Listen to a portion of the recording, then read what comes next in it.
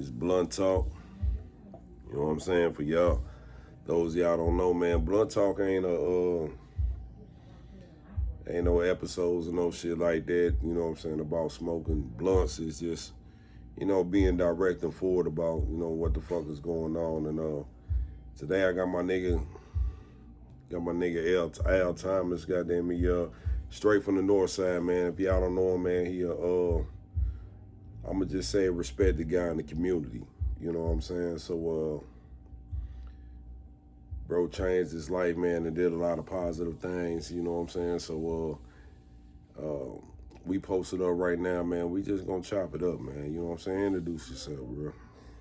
As my brother here say, I'm Al Thomas. I'm a published author. I think I have like 9 ebooks and 3 published books. I done did everything from peer support training to rap facilitator, advanced level, at an advanced level, and also a wellness coach. And what I do is I help guys with a transition. And you'll hear a lot of that in the dialogue today as we explore arrested development. Arrested development is the intellectual, I'm gonna say, hiccup that stops individual growth. So we say this as like somebody being stuck in transition. Say they went into a institution or a facility at a certain age, and the growth itself stops right there, whether it's social or intellectual or emotionally. But that development is arrested. So we call this arrested development, and we want to speak on these topics here and how they impact our community. And what bro is basically saying is, like, you got a lot of black brothers that's been incarcerated at young ages, you know what I'm saying? Like, and I'll just speak on myself for an example. Like, first of all, I don't glorify the time that I did in the penitentiary or no shit like that, because the penitentiary it's not a cool thing, it's not a hip thing. It don't make you gangster, tougher than the next nigga, you know what I'm saying? At the end of the day, hey, we was out there thugging and the nigga got caught up. That don't make me no smart nigga, no shit like that. You know what I'm saying? Hey, I got gaffed up, you know what I'm saying? So, but what bro is saying about the arrested development is, like, I went into the penitentiary at 17 years old. You know what I'm saying? And I got out at 42. But when you get locked up at that age, and help me out if I fuck this up, but you mentally shut down. Your brain stops at 17, regardless of how long you've been in that motherfucker, to where when you get out the penitentiary, you still, like, basically, even though you don't learn what you don't learn throughout the penitentiary and picked up whatever, you still had the mentality of that 17-year-old mind frame. You know what I'm saying? So that's what bro was talking about. And before we get started, I want bro to give you a little bit of insight on his growth and his development and where he came from, because this is like I say, we ain't glorifying no street shit, because street shit, I mean, it's gonna wind you up in 2 places, nigga: the penitentiary, or you gonna be in the grave, bro. At the end of the day, you know what I'm saying? And I'm not saying, like, hey, sometimes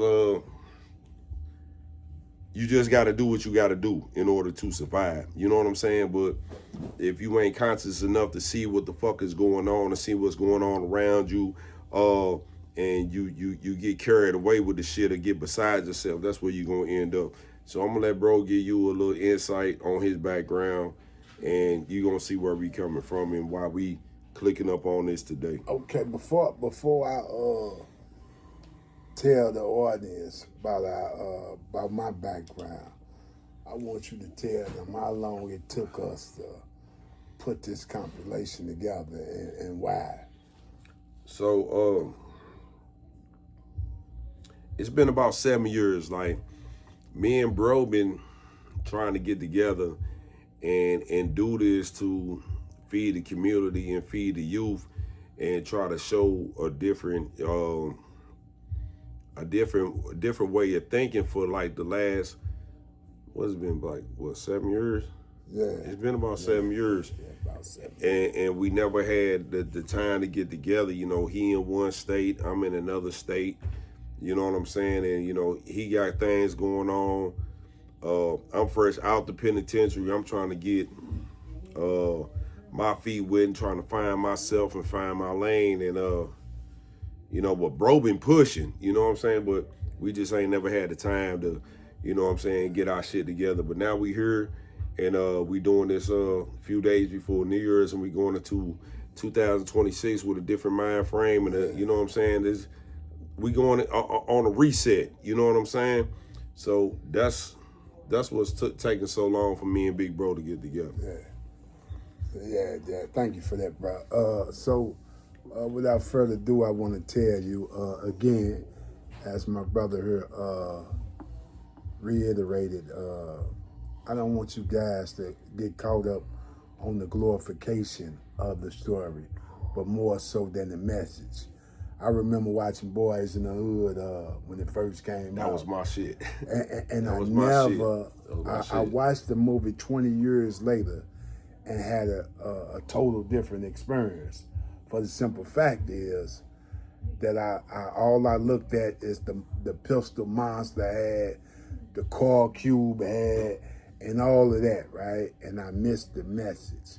So a lot of times when we glorify or we tell a story, I know the younger audience, they may say, man, I want to be like that, or I'm already on that status. I really want you to get the healing in what we saying today. So I started off in the street where they call this neighborhood Murderville. Now the correct name is the Walnut Park area, the north side of St. Louis. I believe it's the 27th Ward. But they call this, the newspaper, because of the killing and crime rate was so high that they nicknamed it Murderville. And the guys ran with it, right? Yeah, and see, that's a lot of things people don't know about St. Louis, because me and bro, I'm gonna let him tell you what he was if he decides to tell you what he was, but you know what I'm saying? I'm a dog. I know he gonna tell you. I'm a blood, but we both from how many blocks are we from each other?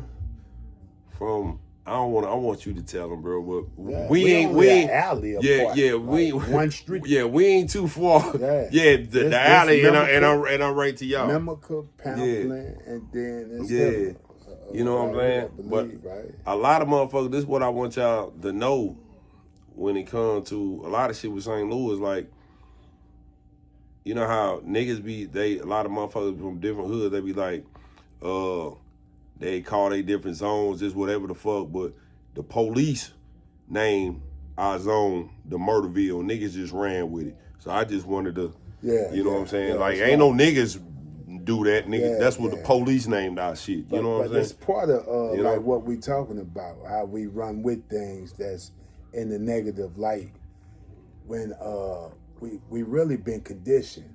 So my stage of that life, I was a gangster disciple. I was 14 years old. I moved my way up in the ranks. I boxed a little bit. I was an old tough guy. And before you know it, I had a high rank, and I would do anything to keep that and maintain that rank at that time, because, you know, this is my trophy, so to speak, because I didn't have anything else to pursue. Or to gravitate to. Yeah. Or to gravitate to. And this what I have learned, that even if somebody is good at being bad, they'll do that versus not being good at anything. Right. And so I took off with that.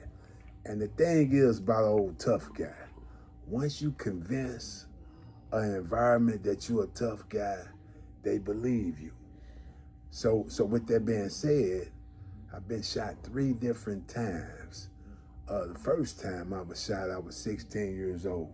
Was you 16? Yeah, I was God 16. damn, boy. Yeah, I was shot in both legs. I was paralyzed for 2 months. I didn't think I'd be able to walk again, but I did, and I pleaded to God, like, man, if you give me my legs back, I'll stop all this foolishness. But that was a lie, because soon as I got on the cane, I retaliated and I shot those guys that shot me. And I couldn't even run. I limped away. But you got on their ass. Yeah, Right. It had to happen. Right. And then then when I was 19, I was shot again. This time in the fatty tissue, in the projects, in the shootout. I seen some guys swarming around. I grabbed my pistol, and before I knew it, they started shooting. I fired back, and I looked in the van, and there was a big hole right there on the side of me, and I was like, man, that's super close by me. And I'm padding, and sure enough, I had been shot again. I had to deny EMS attention because I had guns and drugs on me at the time. Oh, right? yeah. Got out of there with my life, and I wish I could say that, you know what I'm saying, those 2 shootings, I called it the quits, but I didn't, because I didn't know how. And that's the whole point of this segment right here. I didn't know how. I was conditioned. I wanted to stop, like a lot of you guys probably want to stop, but no one took time out as a man with a lot of ego and pride and say, how do I stop? I was just getting ready to ask you Yeah, that. what's the solution? I was just getting ready to say that. Like, when let me ask you this. So, when you finally got that rank, you know what I'm saying, with, you know what I'm saying, being a GD, and you got up there, like, didn't you, I know for myself, like, when I was in the Jordan shit, I was trying to be the best blood, the biggest blood, and all that shit. I was trying to get that reputation. But once I got that reputation, it's like it worked against me more than it did for me. Because now I was a target to them. That's right. To them Crip niggas. Now I was a target. Like, now we finna get on his ass. Was it the same way for you? Yeah. With you know what I'm saying, when you got that rank, you know what I'm saying, within, you know what I'm saying, the GDs, how did that come about? Well, I'm gonna tell you, as you say, you think it worked with you, but it worked against you. For one, if the guys didn't heard your name in the streets, that mean the police have too. On Bloods. Yeah. Yeah. So a lot of stuff, like I done been free case, pent to, now I did my dirt, but some stuff I wasn't good for. But because I was the leader of those guys or area, a lot of those things, I get the rap for. Parents blame me if their kids get shot or killed. So a lot of things I wasn't good to this day. Don't nobody care about me changing my life and this, that, and other. Some people, they still feel the same about me as they did before. Bro, I don't mean to cut my bro off, but I need to ask my bro this. What you just said, even though I know where you at now, Right. you know what I'm saying? I know you done elevated your shit, you know what I'm saying? You ain't on that bullshit, but I still know you a fucking nigga up, you know what I'm saying? But what you just said about people blaming you, like, how would you deal with, just say a motherfucker you done fucked up in the past, and you, in the mind frame that you in right now, and the motherfucker coming back after all these years and be like, oh, that's that nigga Swole. That's that GD. That's that nigga Swole. Like, cause you know niggas hold on to shit forever until they get down, until they catch your ass and get down on your motherfucking ass.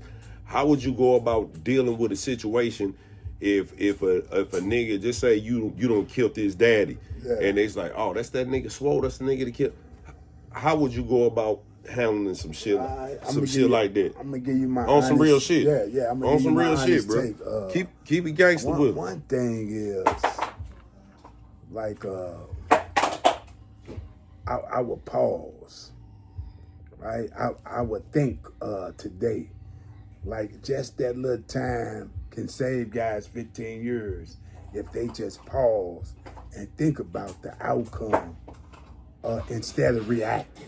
Right. We so swift like to reacting that we think the whole world sometimes make a transition because we make a transition in our life.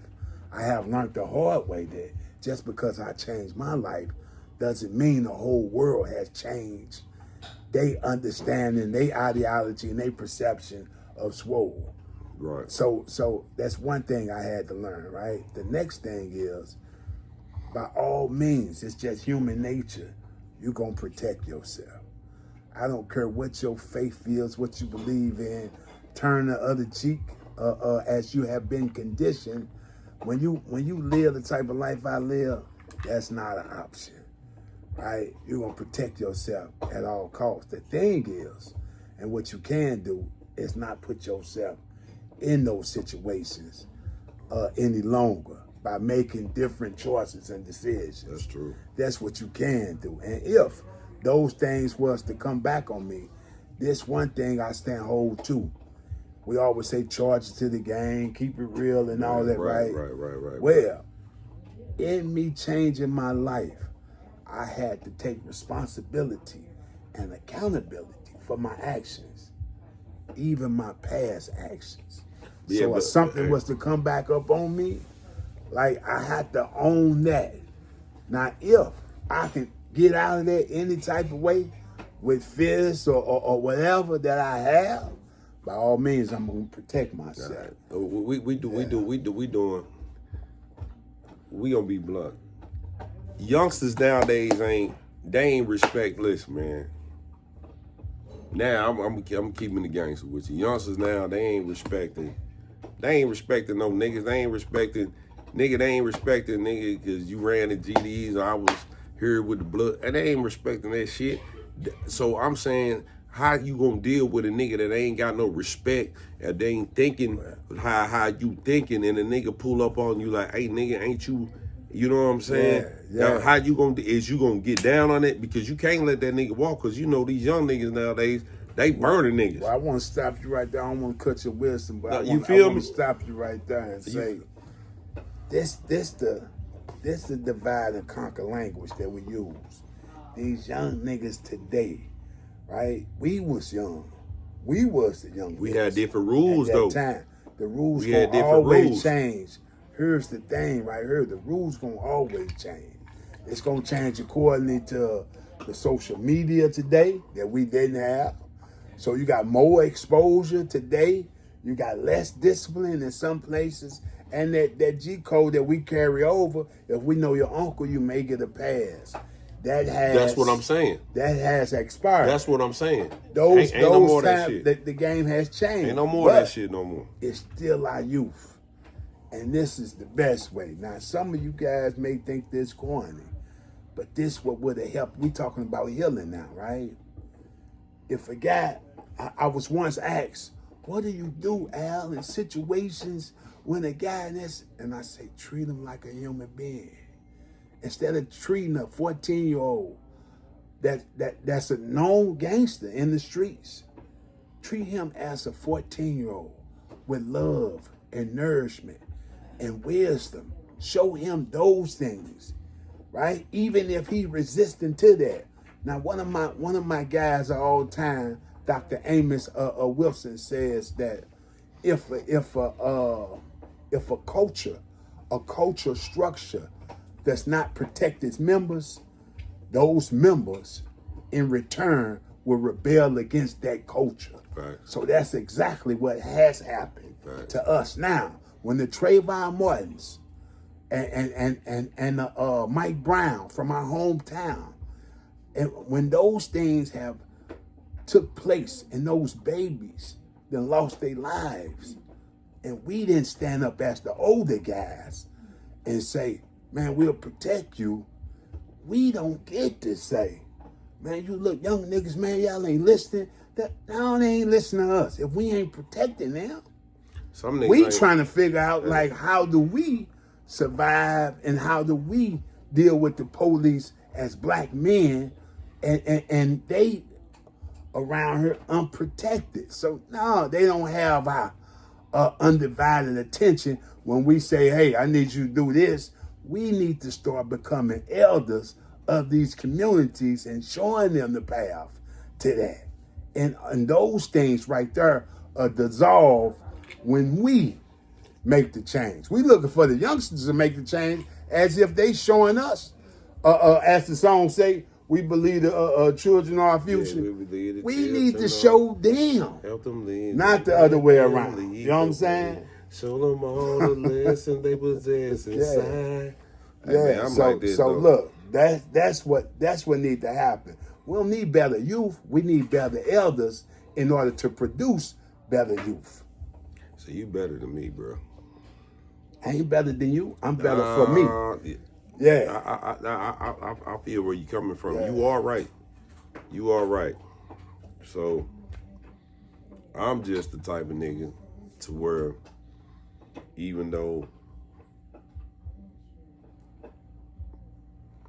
I don't know, bro. Yeah.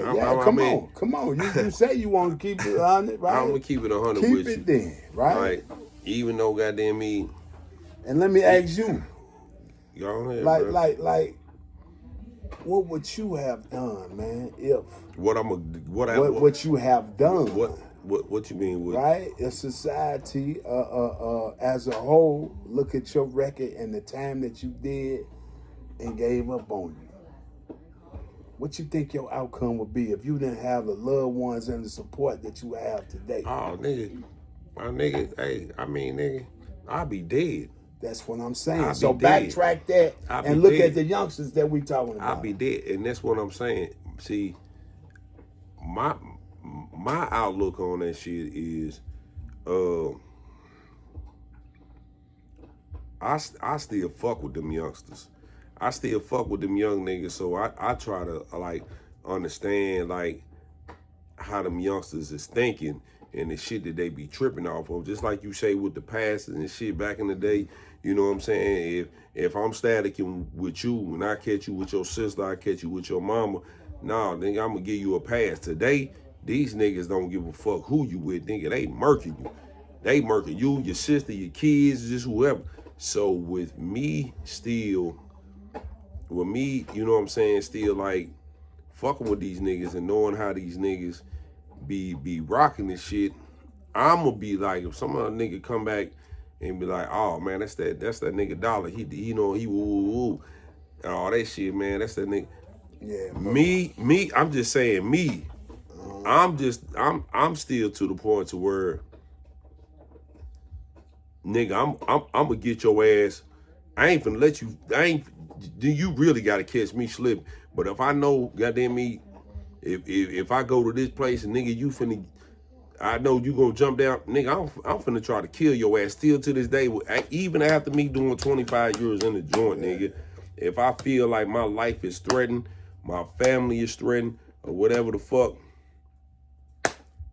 I'ma fuck you up. That's just me. That's just me, and bro. that's a lot of us. That's just me, bro. You think it's you, but it's not you. No, it is. I'm finna tell you. I'm I'm how telling it's you, different, bro. right? I'm not gonna let I'ma nobody ask fuck you me this. up. I'm I'ma not ask you finna let this, nobody right? do nothing to me, Let me my ask you family, this. or No, anything. I I'm understand keeping it that. real I with you. understand I'm that. not. I want you to still keep it real when I ask you this. I'm not, right? bro. If a 2-year-old, right? If a 2-year-old put their hand in your face, what you gonna do to the 2-year-old? I ain't gonna do shit to them. Why? They don't know no better.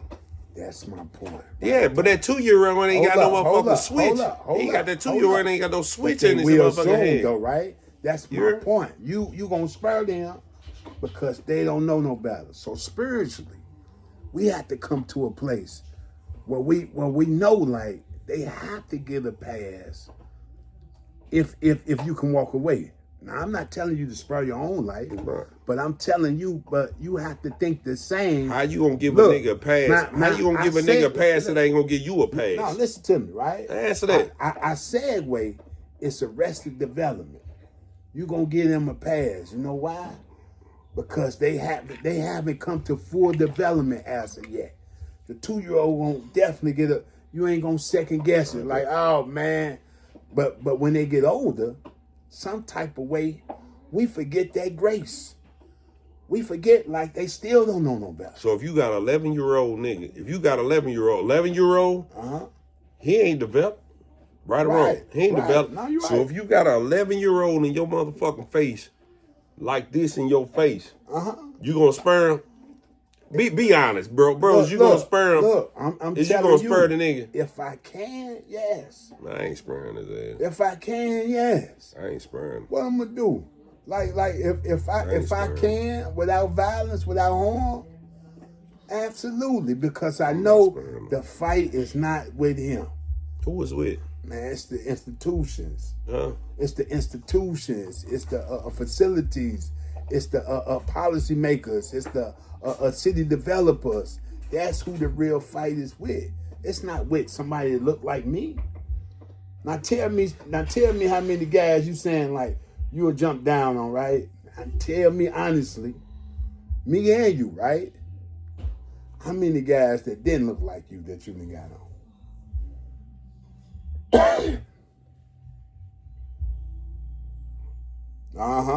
None. Went silent. None. Yeah. None. Yeah. I feel that. Yeah. I see what That's it is. so who losing the fight? Who losing the fight overall? Now you tell me from a penitentiary perspective, right? If it's a racial ride, who you riding with? I'm riding with my people.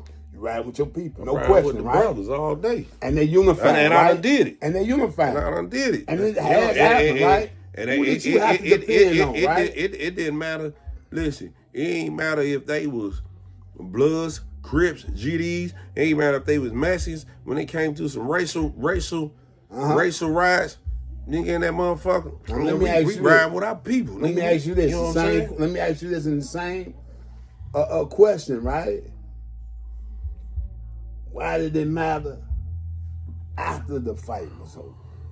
What you mean? Why did it matter? I mean, if it didn't matter like who it was, y'all combined, right? Yeah, because it was y'all unified, it right? black and brown pride. Yeah, right. Yeah, black and brown pride. Why after that fight was over? It's back Yeah. to funking with each other. Yeah, I don't know, man. Just the I'm politics. gonna tell you why, right? I'm listening. Because you under the delusion at the time that the fight was over. See, I still know though the fight is still going on. That's what we think. We get together, all black people get together when they're in the band. The George Floyd thing happened. We want to come together unified. When Black Panther come out, we all like this, like, yeah, Wakanda and this. We unified for a moment because we think the fight is over. We still fight. That's the Nat Turner, like in this new day and age, we still fight. This the Toussaint Louvertures and those guys, Denmark Vinsley, Bro, you know what and I just all turned these off on? guys, man. Today, I don't mean to cut we you are off. them. I don't mean to cut you up, but trip off this. What you just said on some real shit. Like, it was some niggas in the joint that told me they was like, you know the difference between white people and black people when it comes to their kids and shit. What you just said about the fight, they was like, if you notice, like a lot of black people we'll think about, yeah, we'll try to put our kids through college and shit, but we think for what's going on in the now, in the right now, and we don't really think about in the future. They was like, but if you trip off them white people, he said, man, they be trying to set their kids up for the college Generations to come. The generations to come. Yeah. And he was like, that's the difference between us. Longevity and right now. Right. And they was like, you see us, you know what I'm saying, we'll have the goals Flash now. and we flashy right now, But when it come to that, you look at that, you be like, man, we ain't tripping out that broke ass white boy, you know. But at the same time, he papered up, and he papered up. But when you look at him, you like, man, he ain't got shit. We ain't gonna try to get down on him and rob his ass. So we'll look at us because we got gold teeth, jewelry hanging and shit. But that's just for the now. So we'll be trying to get down on each other instead of get. That's right. I feel you. That's right. I feel you. Now let's talk about some solutions. I feel that. Let's talk about some solutions, because our people, we become masters at talking about the problem, but not really talking about the alternatives or what's the solutions. Facts. So you tell me, what do you believe is some of the solutions? What are some simple things that we can do? I don't know, bro. I really ain't never tripped off the solutions. I mean, I'm being honest with you. I've never tripped off of the solutions to the points of, bro, because I know, like, niggas ain't trying to hear shit unless if they can't see it right then. Nigga ain't really tripping off of it. Niggas is like, they need to see the results like right then, like this is gonna happen, this is gonna happen. Niggas ain't got the mentally to be able to stand up and be like, okay, we gonna stand for this and we gonna stand for that and we gonna do this, and you know what I'm saying? If it takes 6 months, a year from now, niggas don't be on that shit. Niggas want to see their results right now. So I really don't know, bro. You know what I'm saying? But you're a living example of that, though. How you figure? You did 25 years in the joint, right? How long you been home? 7 years. And you've been productive. Very. And you the supervisor where you work, right? Very, yeah, absolutely. You got a healthy marriage, very. Support system. Very, yeah. So how did you gain those things? That's what you would do. You would tell them the same steps that you took. How I gained that? How I gained that? Cause at the end of the day, I ain't never let, when it come to me,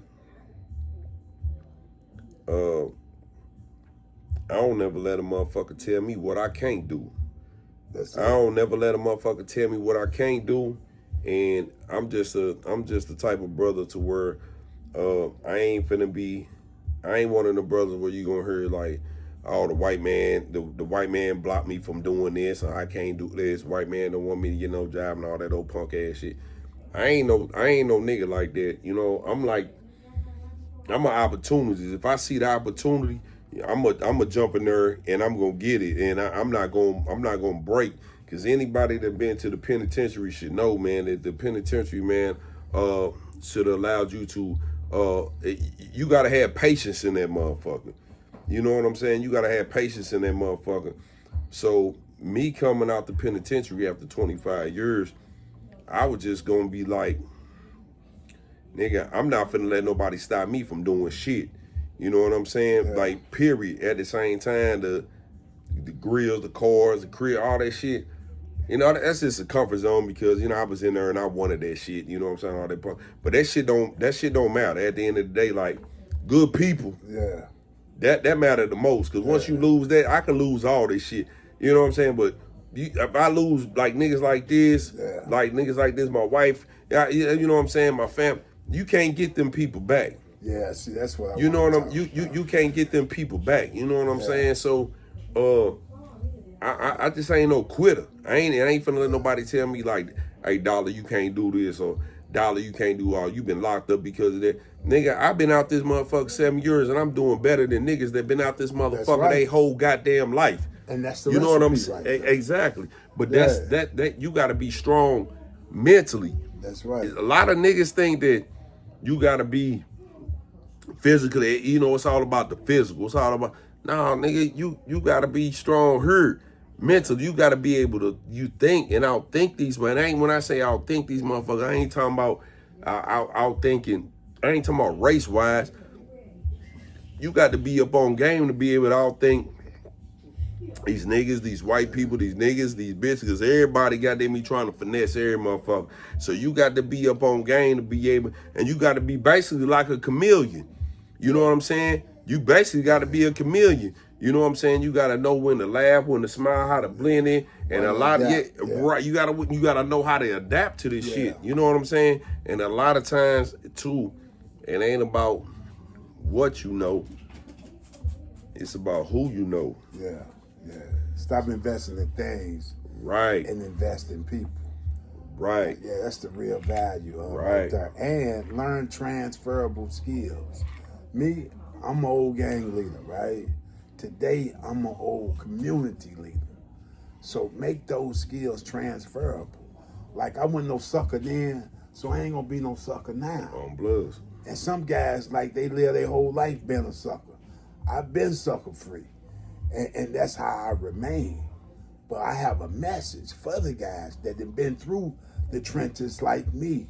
If you serious about making a transition in your life, then you'll follow somebody that has made that transition. Ain't no doubt. If you're inspired to be one of the world's best chefs, you ain't gonna follow a nigga that can't cook at all. No doubt. Yeah, you gonna go after somebody that has the experience, that did that, and they can bring you back the recipe for you can duplicate that. That's the module right there. Right. A lot of us possess way more qualities and value than we even know.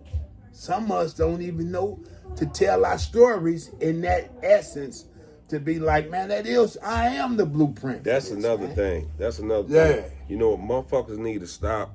Motherfuckers need to stop, goddamn me, going off what another motherfucker say. And a lot of times motherfuckers be having these ideas and shit, and they be listening to outsiders talking about you can't do this because of that, or maybe you should try that. No, nigga, follow your heart and follow your mind and push towards the shit that, you know what I'm saying, that you know you can do, and stop listening to outsiders, man. Because look, at the end of the day, it could be your best friend, it could be your brother, it could be your sister. Them motherfuckers don't want you to raise up and shine over there. No, they want you to stay stuck in the same motherfucking position that they in right now. You know, don't the motherfucker want to see you outgrow their ass? Then you need to block off the outside and push for what the fuck you believe in, and think about what's best for you and your motherfucking family and your well-being. At the end of the day, fuck what the next motherfucker saying. If somebody stay stuck, you know what I'm saying? They look just a little better than you. And so another they thing, keep you in that position. And another thing, and this is the last goddamn thing I gotta say for real. I need something to drink. Listen, for so long, motherfuckers be stuck inside their box because their box is your comfort zone. You know how to move and go through that box, but if you step outside that box, it's like you stepping into a foreign land or something. You scared to step outside that box because you don't know what's out there and you ain't used to it. Don't be scared to step outside of your comfort zone and do something different. You know what I'm saying? Because when you stay stuck inside that box, only thing you're doing is hindering yourself, you know, and you stagnating yourself mentally, and you ain't gonna never be able to grow and elevate and shit. So don't never be scared to try something different and step outside that box so you can excel in your life. On Bloods, for real, bro. Yeah. You feel me? Yeah. Straight up, though. Yeah. I think that's a good way to end our segment, man. And I hope you guys got something out of that, man. This real talk. This blunt talk. Blunt Brother talk. Al. Blunt talk. Meliano signing out. Peace. Peace.